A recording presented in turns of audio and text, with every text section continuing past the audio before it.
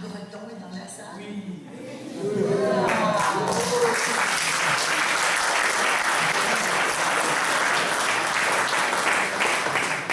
Jacques Breton est maire de la municipalité de Nantes, dans la MRC du Granit. Membre du comité de pilotage, Jacques Breton est surtout inquiet du transport des hydrocarbures par voie ferroviaire. L'expérience du passé, la destruction du centre-ville de Lac-Mégantier par le train fou parti de Nantes a montré comment l'obsession pétrolière et gazière de divers gouvernements met en danger l'eau potable, la sécurité publique et la santé des citoyens et citoyennes. On accueille Jacques Breton.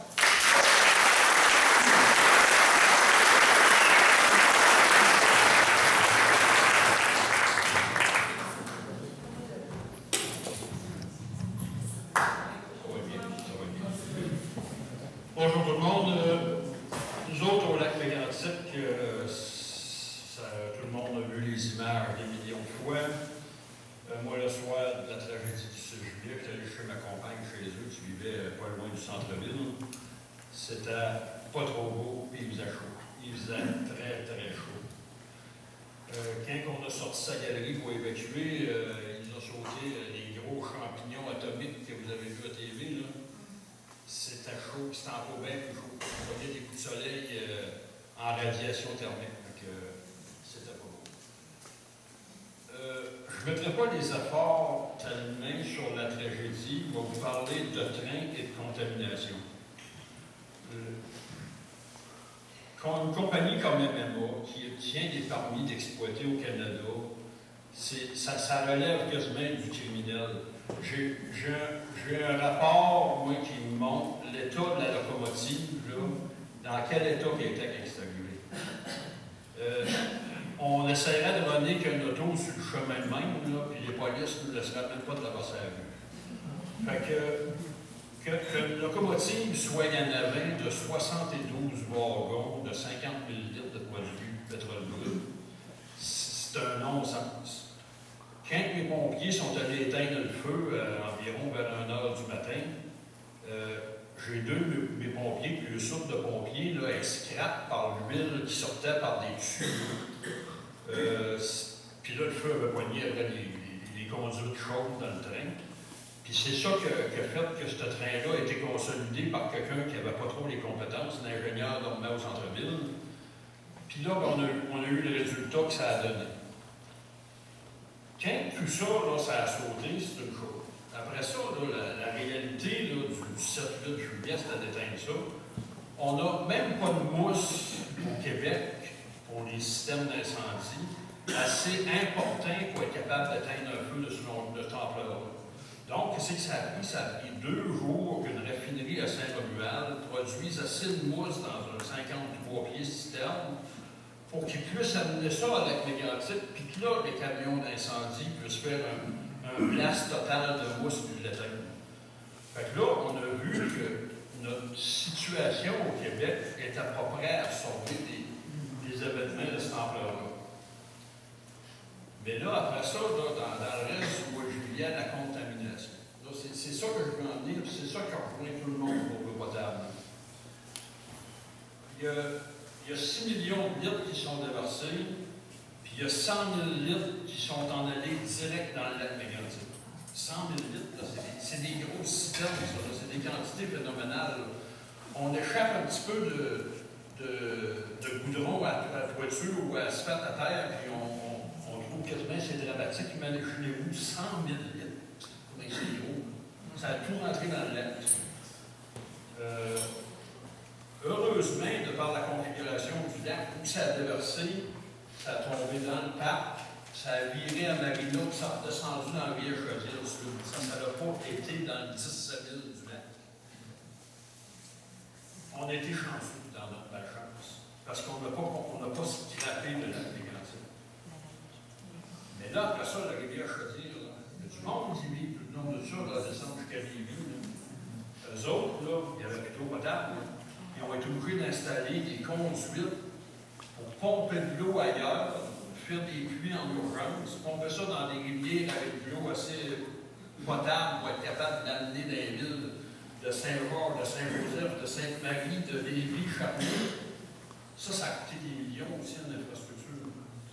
Tout ça à cause d'une compagnie qui a décidé de faire du profit avec des installations scrap.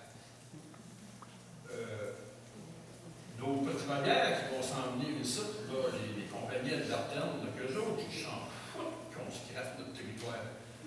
Eux autres, ce qu'ils veulent, c'est les millions qui vont avec. Le seul but qu'ils ont, c'est ça.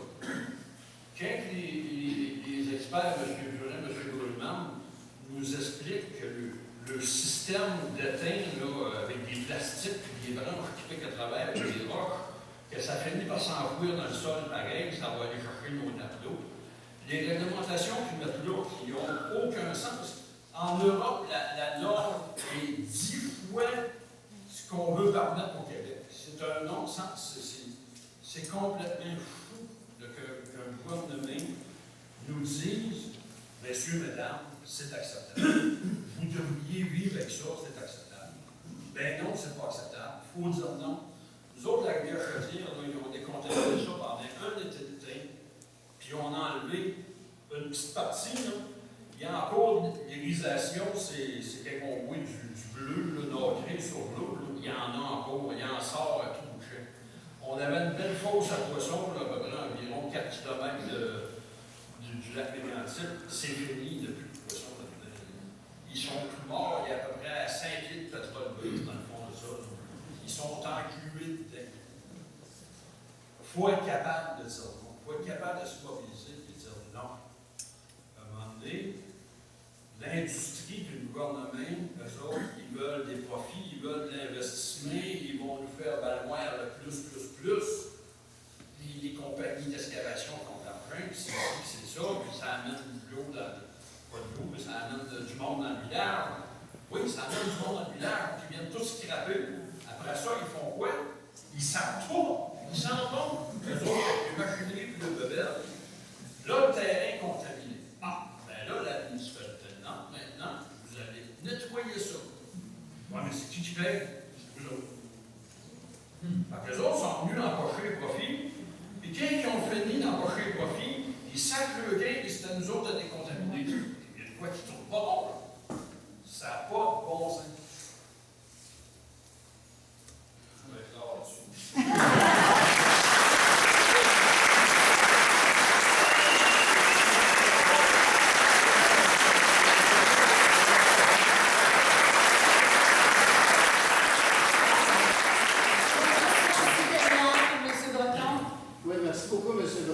Est-ce que vous pourriez nous donner un petit aperçu de l'état psychologique de la population presque 4 ans après cet malheureux incident-là? Parce que j'apprécie beaucoup votre présentation sur l'eau, mais l'humain, suite à la tragédie, pouvez-vous nous glisser un mot là-dessus, s'il vous plaît? Oui. Ben, si vous voulez voir les humains dans quel état ils sont, là, on vient juste de finir la semaine dernière un BAT à lac Mégantic sur la voie de contournement ferroviaire. Puis là, il y a, sur le site du ministère, là, du BAT, il y a voie de contournement ferroviaire à lac Mégantic. Puis là, dans ça, il y a les audiences du BAT. Il y a 3 soirées d'audience du BAT. Puis là, les citoyens témoignent, puis les vidéos sont là. Puis là, c'est pas tout le temps jojo à voir comme situation, dans quel état que le monde sont. Il y a beaucoup de monde qui ont resté avec des séquelles. Il y a un de mes copains qui avait une compagnie de construction qui est rendu... il n'y a plus de motivation dans la vie pantoute. Ils sont morts, son gars est brûlé là-dedans. C'est catastrophique. Ma mère elle-même a bien de la misère à s'en sortir. Elle a tout le temps peur du train. La première fois que le train est passé, elle a embarqué dans le char, son petit chien, elle s'est sauvée. Puis, elle n'a pas réalisé qu'elle était dans du salon. Je fais là, mais c'est juste une locomotive qui passe. La réaction spontanée, là, la peur, la partie. Il y a plein de cas de même, là, il y en a des centaines. Différents niveaux. Là, la voie de contournement va passer ailleurs. Il y a des citoyens qui voient en venir ça chez eux. C'est pas beau. C'est pas le fun de nos situations. Allez voir ces 3 vidéos-là, ça